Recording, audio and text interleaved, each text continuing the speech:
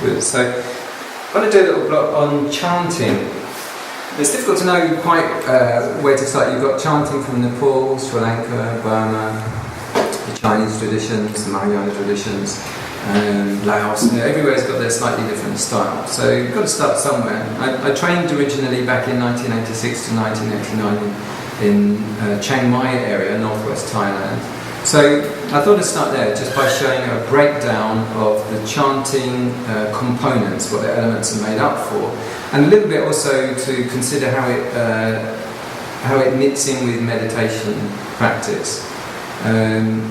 It's done in the morning and it's done in the evening. So I've done a breakdown of how it looks in the morning and how it looks in the evening. They do slightly different chantings in there. So I'm not going to yet introduce the other complex layer, which is the language of the Buddha's time, the Pali language yet.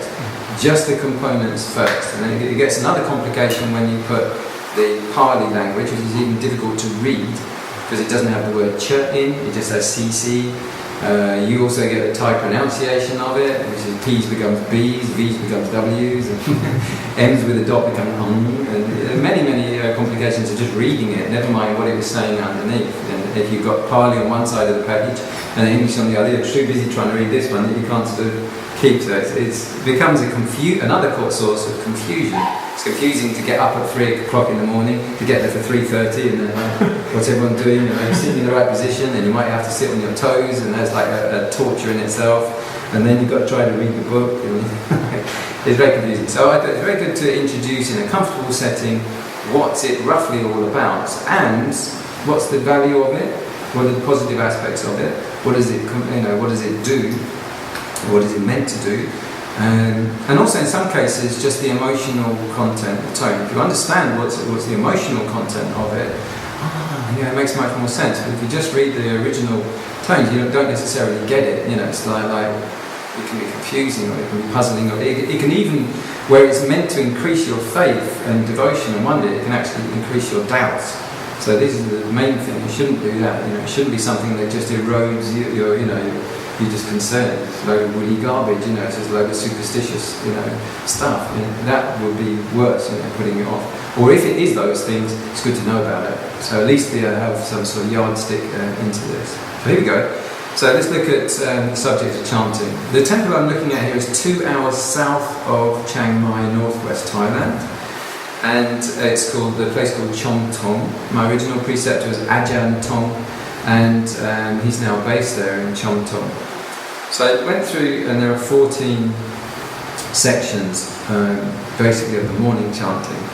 And importantly, the third, fourth and fifth parts are reflecting about the Buddha, or recollecting the qualities of the Dharma, and recollecting the qualities of Sangha.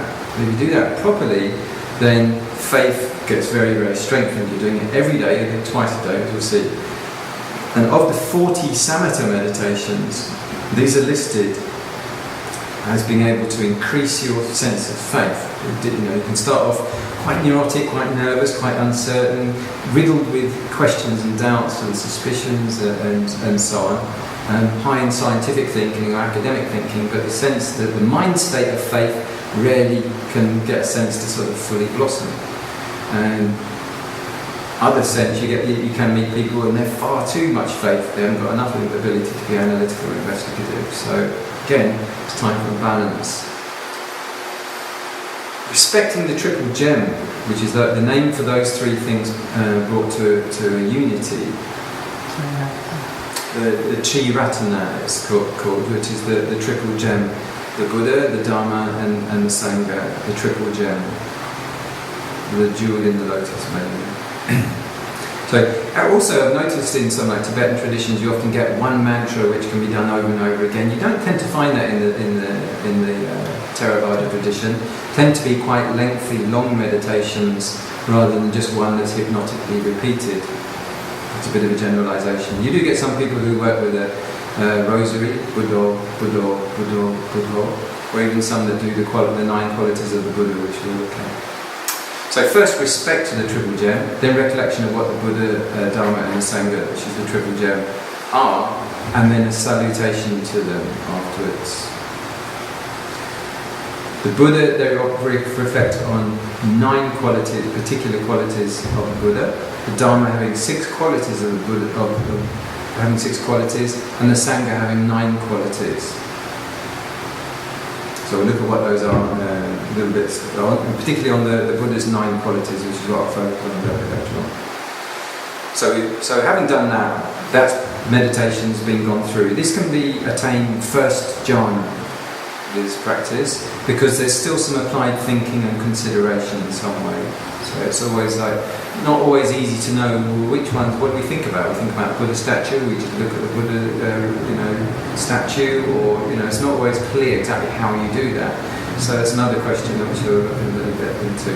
But as long as there's thinking going on there, recalling that, wow, all those miracles, wow, it's really impressive, like, you can think about like that, or we can think about another way of perhaps that the Buddha started something, knew exactly what he's doing, and 2,500 years later, every day, 500,000 people there, 500,000 people there, 500,000 people there, all have a bed, have food, have a teaching, have resources, have company, have clothing, have medicine, have enlightenment, have meditation. Just that. How do you do that? Think, well, have a think tank. How are we going to do that 2,500 years from now? 4 million people are all going to have benefit, education, all the rest. You wouldn't know how to start. The Buddha knew how to start, and he did it. That's right. It didn't just fizzle out after 200 years or something. So there are different ways to sort of sum up what it is we're talking about, or as you get to appreciate the power and the qualities of the Buddha and what he's actually done, his uniqueness. The quality of urgency.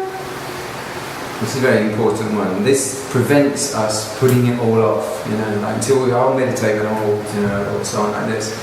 The sense of urgency that any of us here might be dead by the end of the week. We might not make it home. Like traffic accident, something drops out of the sky, or illness. You really don't know.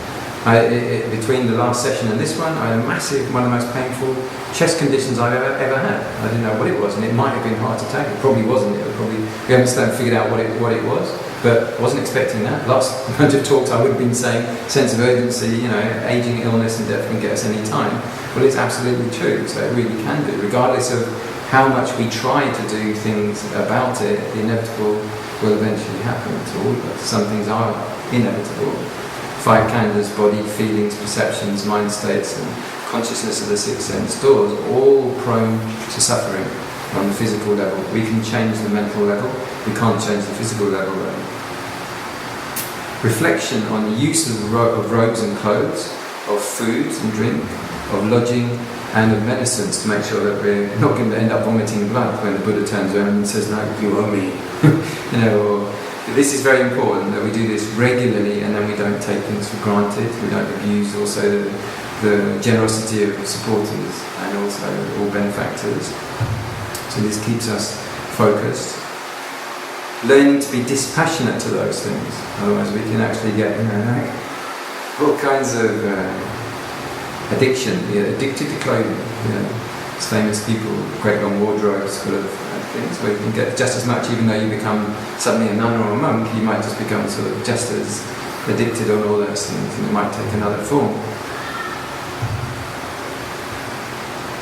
Merits to devas. So this is a very important one, that all the benefits that we gain from the practice, you then wish them out into the universe.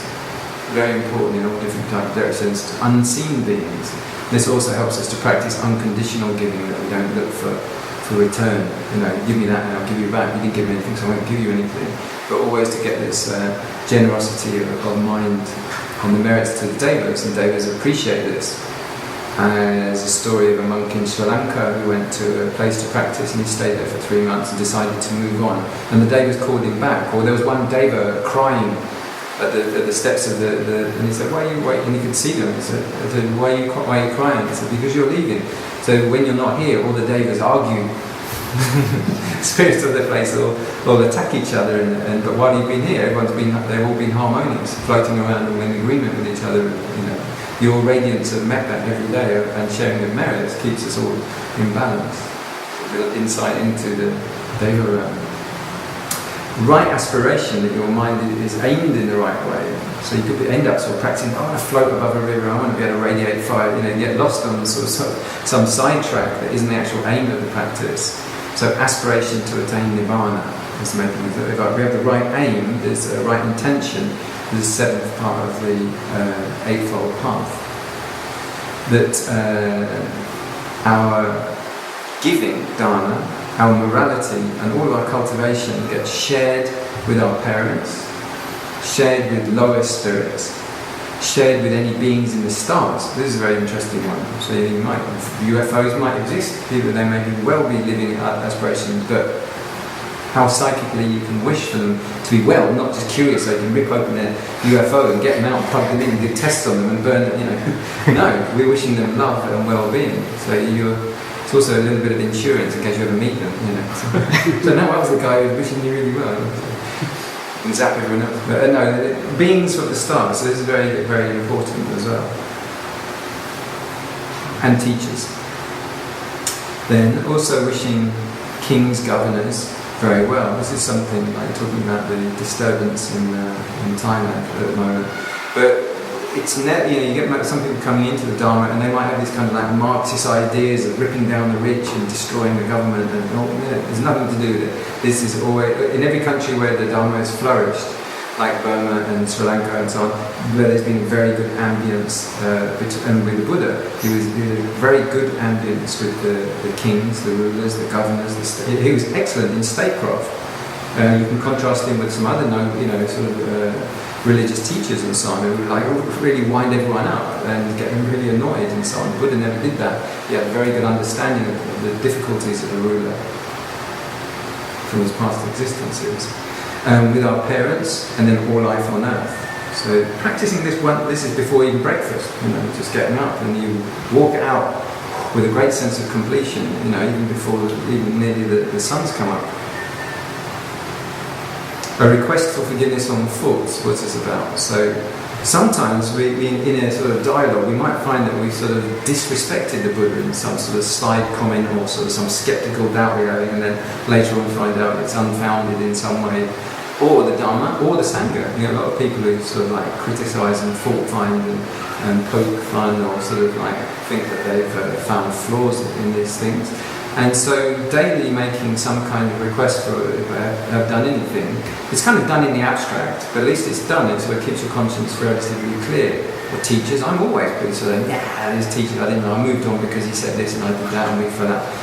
That's a little bit left in the karmic, record somewhere down this straight, so it's very good to clear the air and to make request forgiveness telepathically. And to revere all sacred objects. I don't know how many stupas I've seen in all my journeys, but they're there, to sort of be linked to the network of them. Imagine them like a great big network linked up. To tap into that and to sort of just be in tune with all those sacred relics all around the place. They're quite phenomenal, sacred relics. I was in Thailand and there was a chip of an arahant. And I said, well, how do you know what they are? And he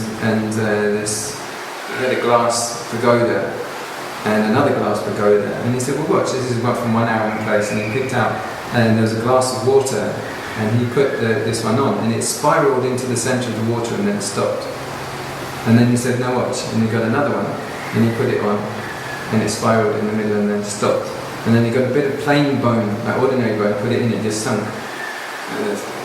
They recombine up. It's like the elemental something as is recombining as this unique quality. Requesting forgiveness from the abbot, this is from whichever place that you're staying in, like that.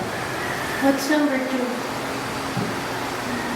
It's a continuation of the respect of the triple geometry. Okay. But I didn't want to get too much detail about it. So I really wanted to strip this down just to its minimum to get a sense of it. What's the exact meaning of Sangha? Community. So holy community.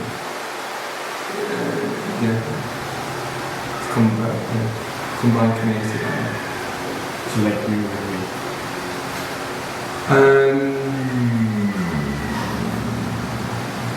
There's the Arya Sangha of monastics. There's the lay community. So we talk about 4 types of people.